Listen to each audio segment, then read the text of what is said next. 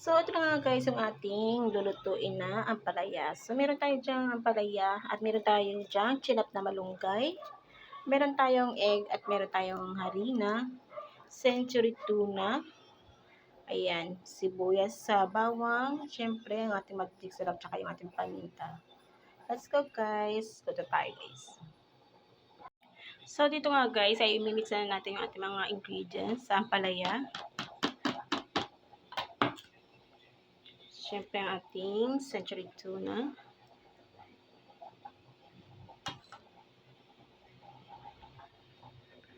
At lagay na rin natin guys ang ating malunggay. So yan, kinamay ko na guys. Malinis naman ang aking kamay. So yan. Then, after that yan guys, ay ating titimpan muna yung ating egg. So, lagyan natin ng magic sarap guys. Ayan, konti lang.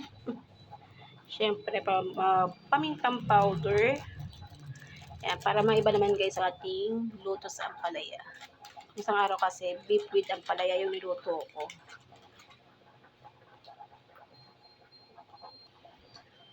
So, ayan, batiin muna natin guys.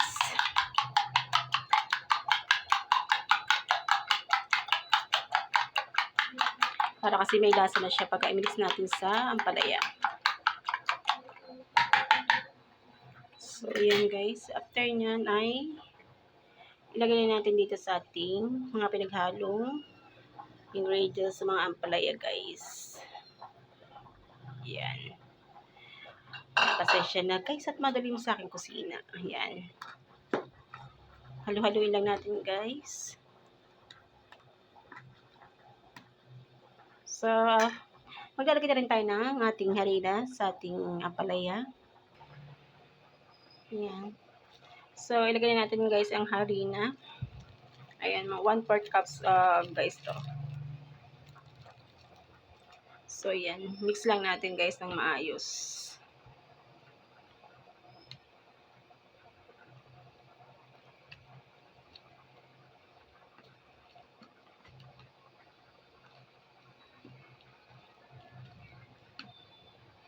Dito nga guys ay meron na akong pinainit na paglulutuan. So, ilagay na natin guys. Yan. Maganda kasi pag may hulmahan guys na ganito. So, depende na rin sa inyo kung wala naman. Diretso sa kawali guys.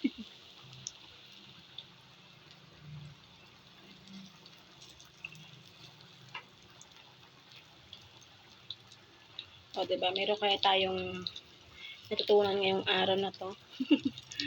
May iba naman luto sa ampalaya guys.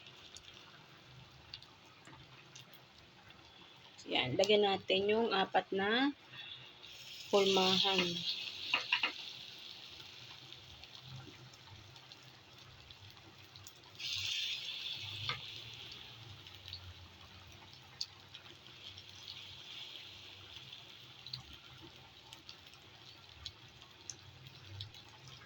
So, ayan guys. Antayin na natin maluto. Guys, ito ang ating ampalaya na nilagyan natin ng century tuna with malunggay guys. Ayan. Pwede na natin lagyan siya ng ketchup guys. So, sa mga anak nyo hindi kumakain ng ampalaya guys, pwede nyo gayahin to guys.